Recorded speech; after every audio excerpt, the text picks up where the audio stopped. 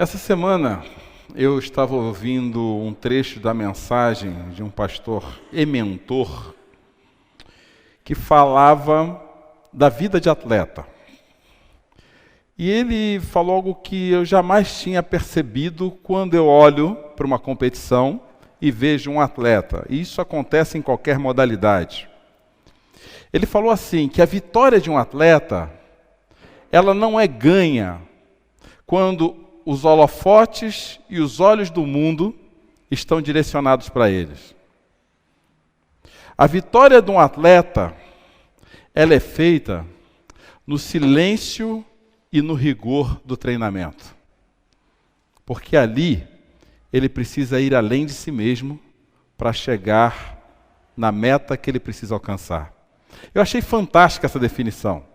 Porque hoje terminam as Olimpíadas e nós achamos que toda a beleza que foi vista na vida de homens e mulheres que se dedicaram 4 anos, ela se resume a esses 15 dias de Jogos Olímpicos. Mas, na verdade, é muito mais abrangente. Tem todo um preparo por trás, tem toda uma condição de física, emocional, psicológica que precisa ser trabalhada. E esses homens convergem tudo isso nesses 15 dias, tentando alcançar o pódio.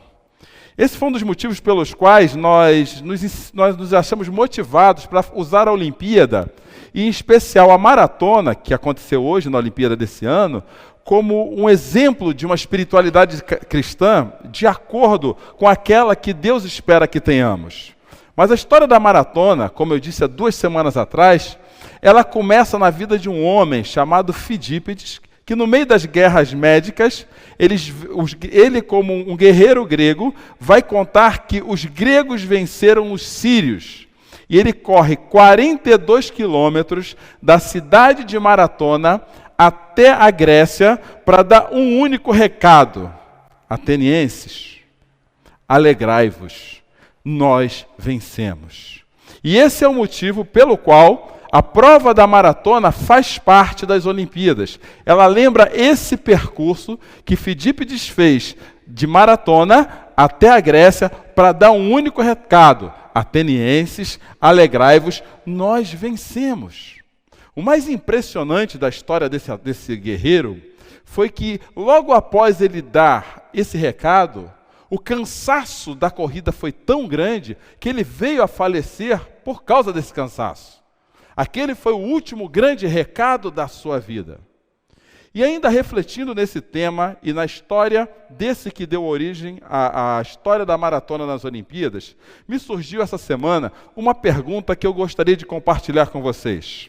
Qual o recado que a nossa vida vai ter deixado quando nós não estivermos mais nesta página da história? Qual é o recado que a sua vida vai ter deixado quando você não estiver mais nessa página da história? Porque todos nós, cristãos, nós entendemos que foi deixado um recado claro para que nós possamos dar às pessoas.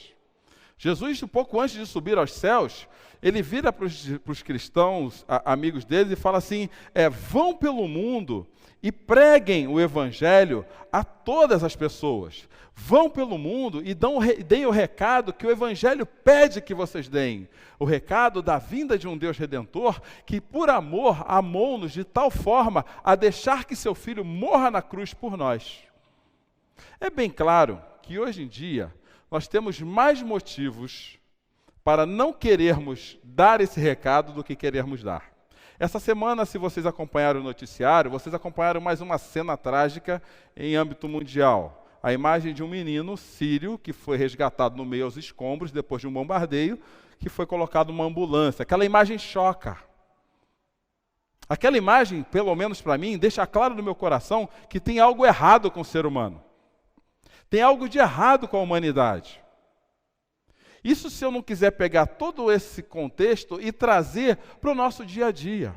Eu tenho certeza que todos nós aqui temos alguma história para contar de coisas que nos fizeram que também nos dão o mesmo recado. Tem algo de errado com o ser humano. Pode ser uma coisa banal, como o distrato a uma pessoa idosa na fila de um ônibus. E pode ser uma coisa absurda, como hoje, por exemplo, eu li um noticiário de um policial, por ciúme, dando tiros na noiva e matando ela. Todos os dias, se eu parar 5 minutos em qualquer noticiário, de qualquer TV, eu vou perceber, no meu coração, vai ecoar com clareza a seguinte mensagem: tem algo de errado com o ser humano.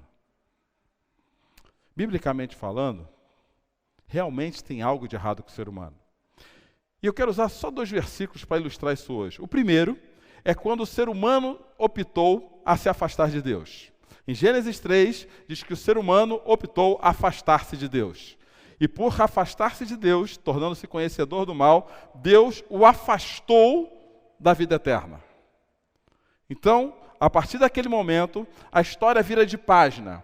E entra nessa página que nós estamos vivendo, onde a nossa vida faz parte. Olhando um pouquinho depois, um pouquinho, eu digo quase mais de 2.000 anos, 3.000 anos, Jesus olha para essa página da história que nós estamos vivendo e ele fala assim: naqueles tempos, muitos ficarão escandalizados, trairão e odiarão uns aos outros, e numerosos falsos profetas surgirão e enganarão a muitos. Devido ao aumento da maldade, o amor de muitos se esfriará. E eu tenho certeza que toda vez que no seu coração surge essa indignação que diz há algo de errado com o ser humano, é porque de alguma forma, algo que você tenha visto sinalizou para você que o amor das pessoas parece que está indo para algum lugar que eu não sei para onde é. Eu não sei qual é o ralo que o amor das pessoas está se enfiando. Porque as atrocidades que nós vemos no dia a dia, elas são cada vez mais absurdas. Coisas que talvez há 30, 40 anos atrás, eu não quero ser saudosista, eu jamais tenha pensado em ver. Desde um maltrato de um filho por um pai, a um pai, até esses assassinatos hediondos. E aí você começa a perceber a criatividade que o ser humano tem para fazer o mal. Nessa página da história, realmente, não há nenhuma chance de melhora. Parece uma má notícia. E realmente é uma má notícia. Entretanto, ao longo dessa mesma história, vem surgindo uma outra história nas entrelinhas dela. Eu podia contá-las de diversas formas, mas eu vou usar o relato na carta de João, da primeira carta dele, do capítulo 4, de 15 a 17, para contar as entrelinhas dessa história. João diz assim: se alguém confessa publicamente que Jesus é Filho de Deus, Deus nele permanece e ele em Deus. Assim conhecemos o amor que Deus tem por nós e confiamos nesse amor. Deus é amor. Todo aquele que permanece no amor em Deus e Deus nele, todo aquele que permanece no amor, permanece em Deus e Deus nele. Dessa forma, o amor está aperfeiçoado entre nós, para que no dia do juízo tenhamos confiança, porque nesse mundo somos como ele. Olha só o que João disse. Eu quero trazer 4 implicações dessa carta. Primeiro, eu vou somente passar por elas. Primeiro, é que é só uma forma de alguém permanecer em Deus. Só há uma forma de alguém permanecer em Deus. E João diz que se alguém confessa publicamente que Jesus é o Filho de Deus, Deus permanece nele e ele em Deus. É a única forma. A segunda implicação desse texto é que só há uma forma de confiar no futuro da história. Assim, conhecemos o amor que Deus tem por nós e confiamos nesse amor. Percebam que a frase comum nos lábios de muitos, de que Deus é amor, ela não pode vir desassociada desse texto, senão ela vira pretexto para justificar que qualquer coisa é amor. Mas, biblicamente, o amor que nós precisamos conhecer, ele precisa estar atrelado à confissão. Deus, Jesus é o Filho de Deus, Jesus é o Deus encarnado na história, e assim o amor de Deus permanece em mim. Por isso eu sei que Deus é amor. E aparece uma palavra aqui nesse versículo, que ela se repete uma segunda vez nesse texto. Confiamos nesse amor. confiamos nesse amor. Se eu quiser viver nesse mundo tenebroso, com algum motivo de confiança, deve ser: eu confio no amor que Deus tem por mim. E pessoas que se sentem amadas por Deus, sinceramente, eu acho que não precisa de muita outra coisa para se motivar. Que amor maior eu poderia querer ter na minha vida, além de saber que Deus me ama? A terceira implicação que esse texto nos dá é que só há uma forma de nos sentirmos seguros. Porque o João vai dizer que todo aquele que permanece no amor, permanece em Deus e Deus nele. Isso também me leva a refletir uma outra coisa. Quanto mais eu me afasto de Deus, mais inseguro eu me sinto nessa vida. E talvez a única segurança que eu precise ter para encarar a vida é estar cada vez mais perto de Deus para compreender o quanto Ele me ama. Me aproximar de Deus me deixa seguro. Me distanciar de Deus me deixa inseguro. Quando eu me distancio de Deus, parece que os problemas aumentam, que eles me consomem, que a caminhada vai me fadigando, vai me deixando cada vez mais cansado. A terceira implicação desse texto é a seguinte, a quarta e última implicação desse texto é a seguinte: só há uma forma de termos o nosso futuro garantido. João termina dizendo: dessa forma o amor está aperfeiçoado em nós, para que no dia do juízo tenhamos confiança. Dia do juízo pode ser uma afirmação ou um termo que é incomum para você. Mas quando qualquer autor bíblico fala de dia do juízo, ele fala do dia que a página vai virar para uma terceira página. Para o resto do livro. Perceberam? Antes de o homem se desassociar de Deus, nós vivíamos uma página. Hoje nós vivemos uma segunda página. Vai ter um dia que a página vai virar de novo. E a única coisa que me assegura estar na próxima página do livro é a certeza do amor de Deus por mim e me render a esse amor. Essa é a boa notícia que precisa me motivar e me fazer ir além das minhas dificuldades nos dias de hoje. Aí você pode estar pensando agora: mas você não faz ideia do que eu passo. Você não tem nem ideia como é que a minha vida é. Você não tem ideia de como é meu marido. Você não tem ideia do que acontece com meus filhos. Você não tem ideia do tamanho do rombo que eu tenho na minha conta bancária. Aí começa: você não tem ideia, não tem ideia, não tem ideia. Porque se você tivesse, Cláudio, talvez você não estivesse nem falando isso aí para mim. Eu posso ter uma pouca ideia a respeito. Talvez eu não tenha toda a ideia. Mas uma coisa eu tenho certeza: Deus tem a ideia toda do que está acontecendo com você.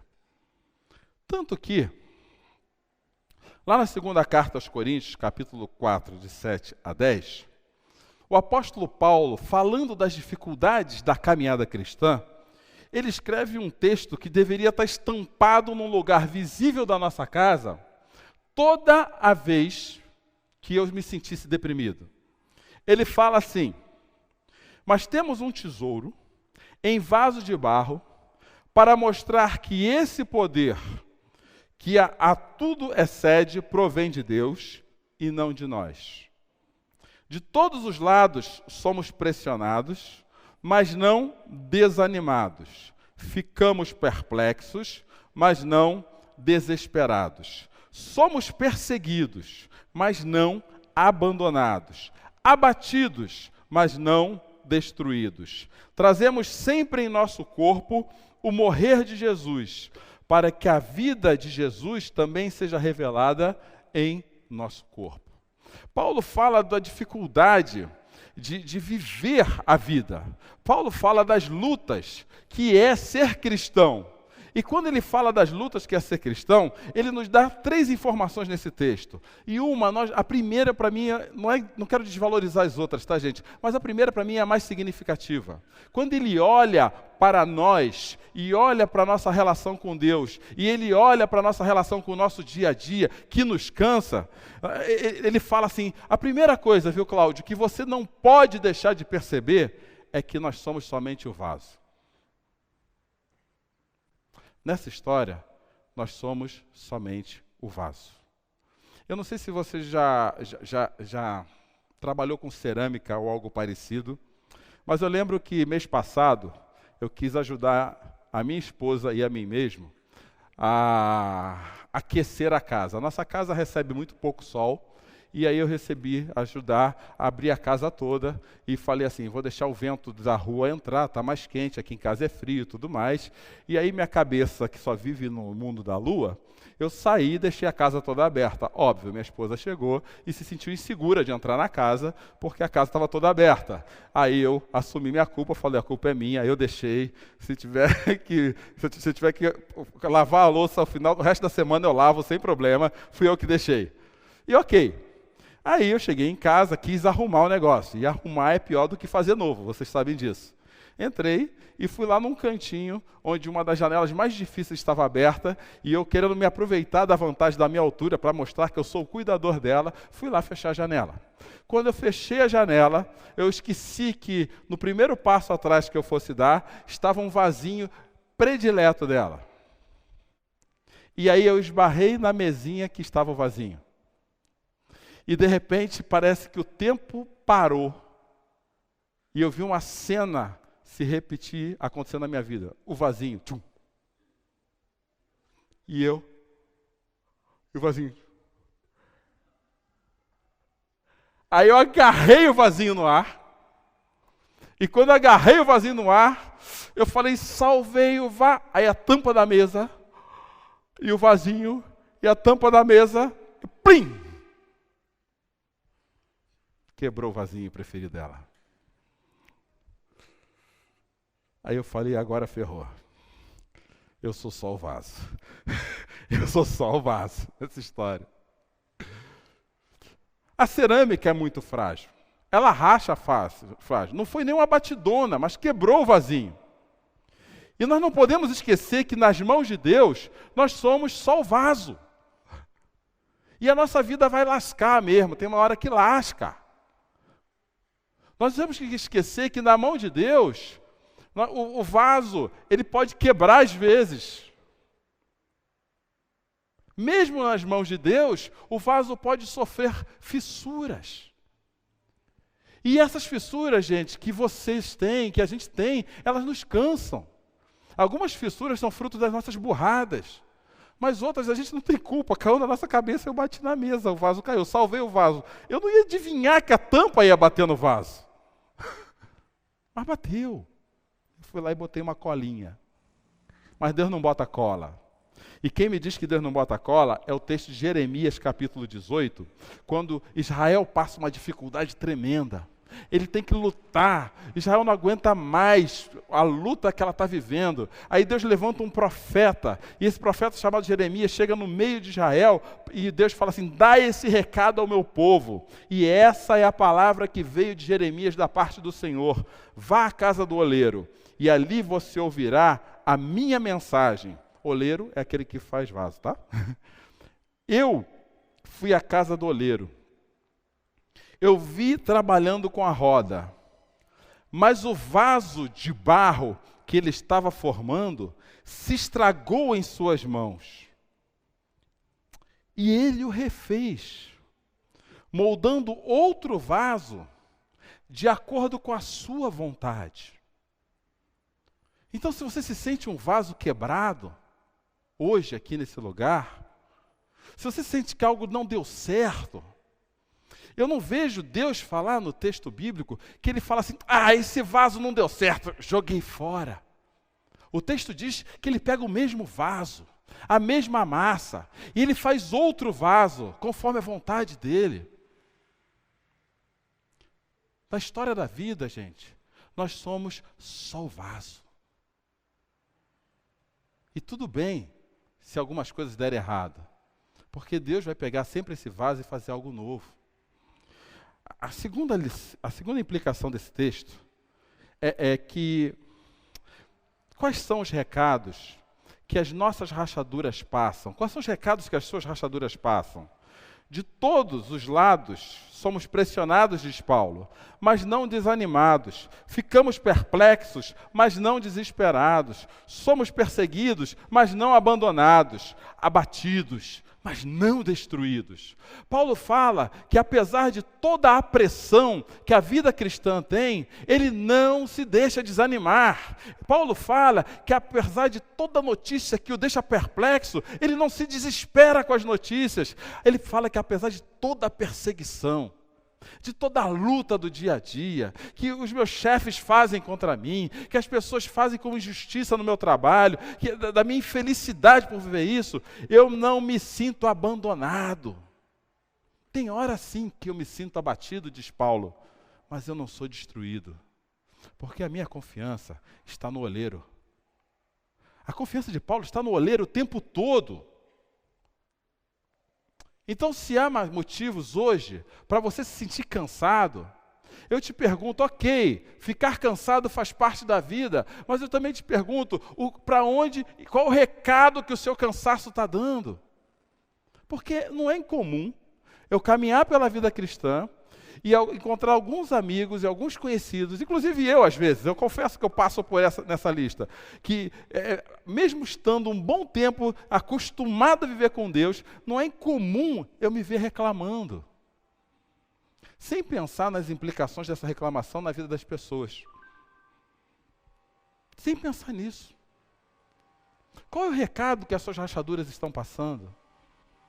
Porque toda vez que eu vejo Paulo dar um recado a respeito dos problemas que ele está vivendo, ele nunca está reclamando do problema, ele sempre está apontando para a solução. Ok, pressionou, mas eu não desanimo não, porque eu confio naquele amor. Naquele amor que eu falei agora há pouco. Ok, eu recebi uma notícia muito ruim. Eu recebi uma notícia que abalou as estruturas da minha casa. Eu recebi uma notícia que me fez ficar mal. Mas ok, eu não vou entrar em desespero não, porque eu confio no Senhor. Ele é o oleiro, eu sou o vaso nas mãos dele. E a terceira e última implicação desse segundo texto é que os nossos recados, a partir das nossas rachaduras e cansaços, eles que falam da missão da nossa vida. Paulo termina dizendo, trazemos sempre em nosso corpo o morrer de Jesus, para que a vida de Jesus também seja revelada em nós. Toda vez que eu pego aquilo que me aflige e trago à minha mente, ou busco em minha mente, a compreensão de que essas coisas fazem parte da arte do oleiro trabalhando a massa, eu apresento Jesus. Por isso que no outro texto, ele vai falar assim, mas a graça de Deus, que sempre nos conduz vitoriosamente em Cristo, e por nosso intermédio exala em todo lugar a fragrância do seu conhecimento, porque para Deus somos o aroma de Cristo, entre os que estão sendo salvos e os que estão perecendo. Paulo vai dizer que quando eu pego a minha vida, inclusive as minhas dificuldades, eu pego tudo aquilo que me faz cansar e falo assim, ok, eu estou cansado, mas eu tenho um Deus que está agindo na minha vida, e eu não preciso ficar falando do meu cansaço o tempo todo, mas falando para as pessoas de como Deus, no tempo dele, está usando o meu cansaço em prol do reino dele. Parece que da gente exala um aroma que inspira as pessoas. E fala assim, nossa, ele está vivendo um grande problema, mas olha como ele continua com esperança. Olha como ele continua sorrindo. Olha como ele continua para frente. Olha, de onde será que sai tanto recurso? De onde será que sai tanta fé? A Olimpíada tem contado diversas histórias. E eu ouvi várias. E talvez a história que mais tenha me impactado tenha sido de Michael Phelps. Eu tenho certeza que você já ouviu a história de Michael Phelps. 22 medalhas, 18 de ouro. Hoje tido como o maior medalhista de ouro da história de todas as Olimpíadas. Você conhece essa história, porque ela tem sido dita exaustivamente durante 15 dias. Mas talvez aquilo que você não conheça é a história por trás da história. A história por trás da história é que esse homem foi abandonado pelos pais quando era pequeno. E isso causou um trauma tão profundo em Michael Phelps, que fez com que ele se tornasse uma pessoa extremamente difícil. Esse trauma, apesar de ter sido afastado, do pai se afastar dele, Michael Phelps foi acolhido por seu treinador. O seu treinador continuou acreditando em Michael Phelps, apesar de toda a dificuldade temperamental que ele tinha. Ele foi para 2 Olimpíadas, porque realmente esse cara tem tudo para ser um campeão. 18 medalhas. O problema é que ser um campeão olímpico não foi suficiente para Phelps. Ele chegou, depois da sua 2ª Olimpíada, essa é a 3ª dele, e fala assim: parei. Não quero mais correr. Não quero mais nadar. E aí ele pega todo o dinheiro que ele recebe da sua fama e resolve viver a vida da melhor forma que ele achar. Logo depois da 2ª Olimpíada, aparece uma imagem de Michael Phelps na mídia, onde ele está fumando, está usando droga. E aquilo cria um contraste na sociedade. Como um cara medalhista, 18 medalhas, pode estar usando droga? Como? E esse contraste se espalha pelo mundo como se fosse uma praga. E Michael Phelps, com aquele temperamento difícil, devido aos traumas de sua infância, ele fala assim: eu não estou nem aí para o mundo, eu vou viver a vida como eu acho que devo viver.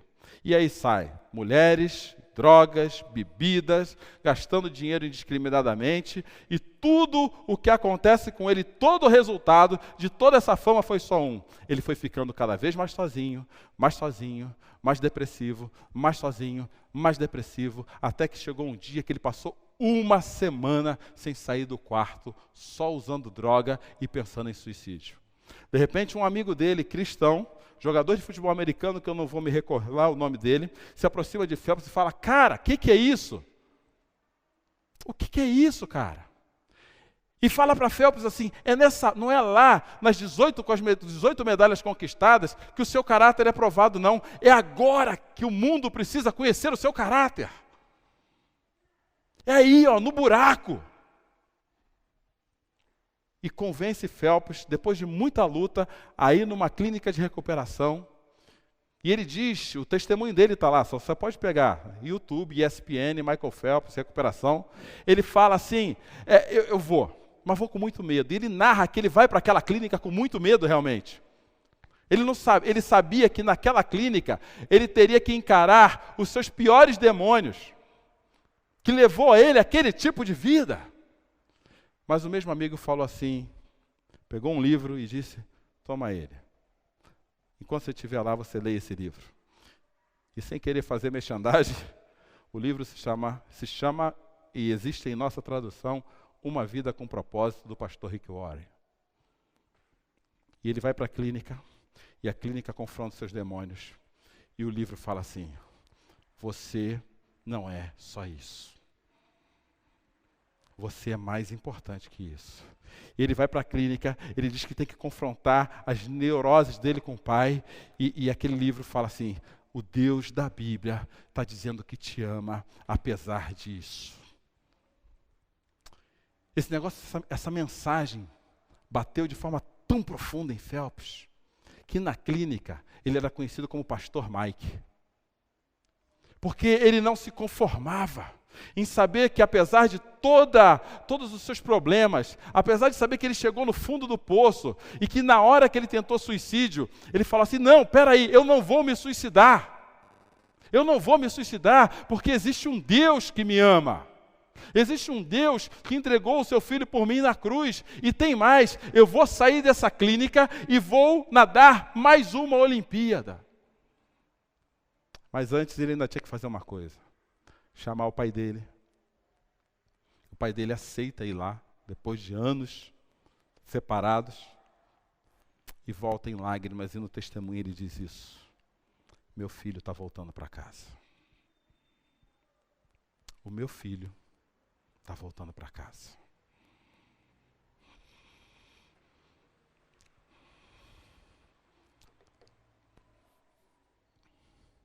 Por trás da história de um campeão olímpico, havia uma outra história acontecendo. De um vaso sendo moldado pelo olheiro.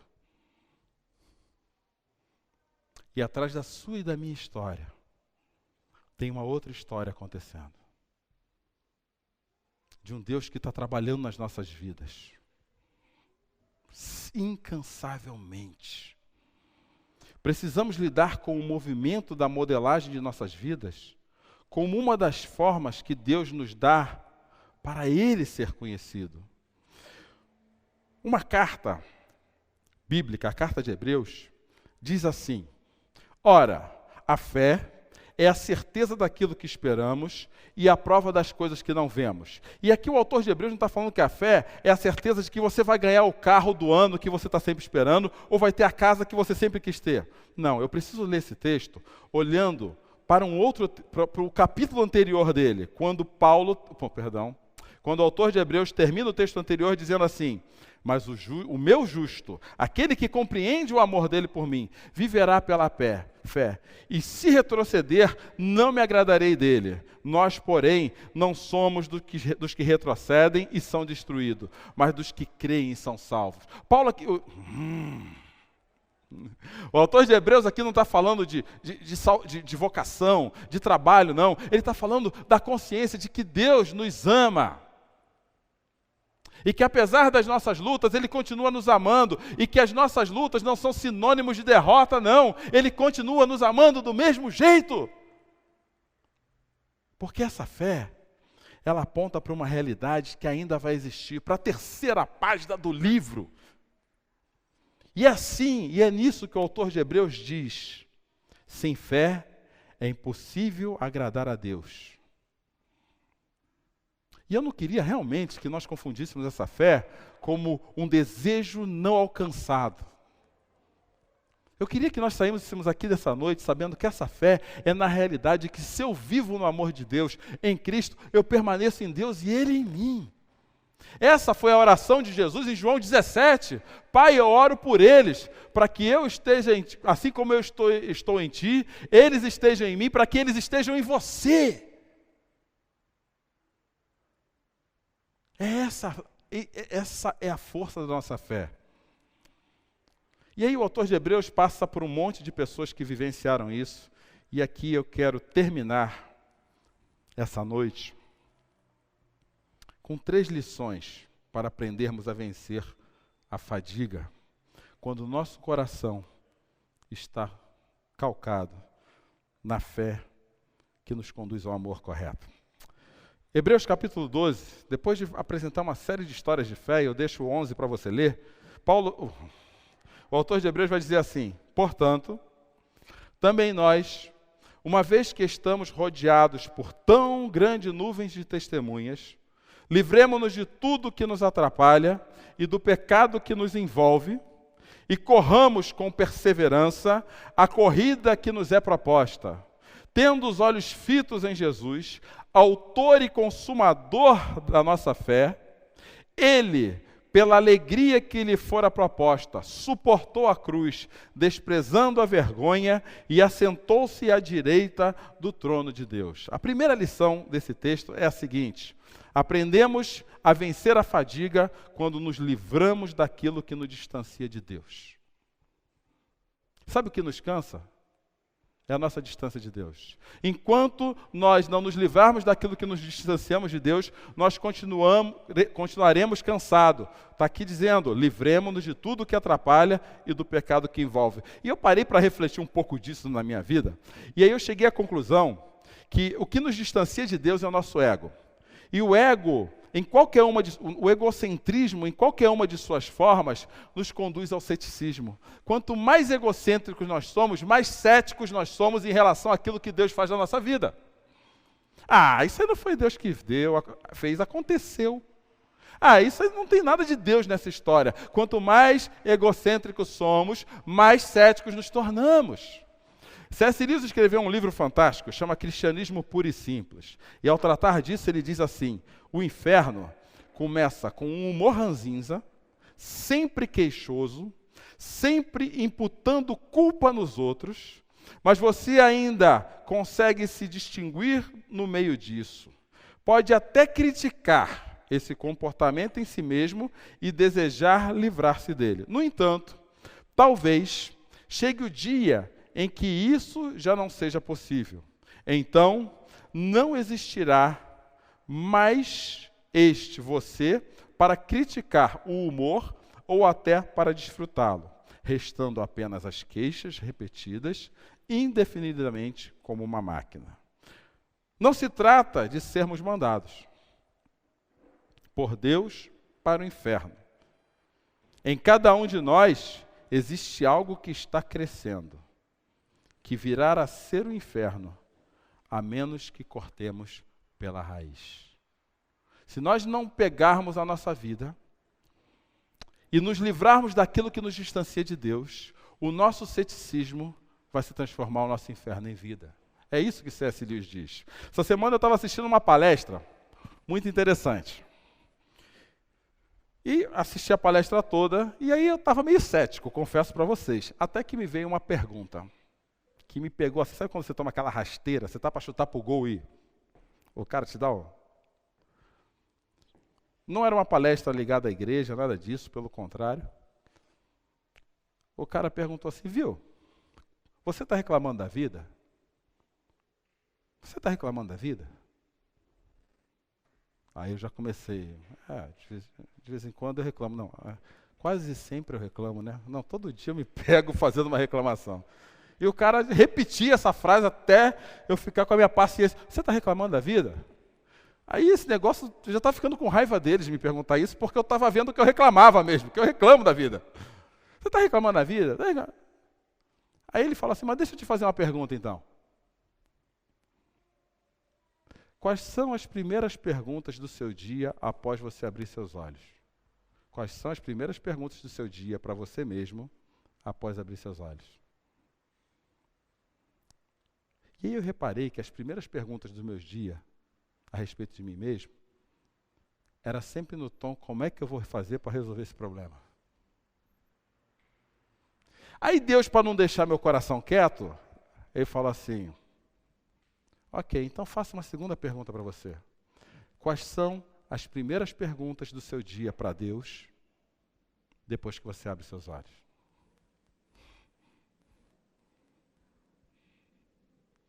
Perceberam? Qual é a primeira pergunta que você faz para Deus logo de manhã, cedo, e Ele te deu um novo dia de presente? Será, Deus, que eu vou continuar com esse marido chato? Será, Deus, que eu vou ter que aturar aquele chefe? Será, Deus, que eu vou ter que aturar aquele sócio? Será, Deus, que eu vou ter que aturar aquele filho? Será, Deus, que eu vou ter que aturar aquela mulher? São essas? Ou são perguntas que falam assim, será, Deus, que hoje o Senhor vai me dar a oportunidade de se tornar mais conhecido para mim? Quais são essas primeiras perguntas?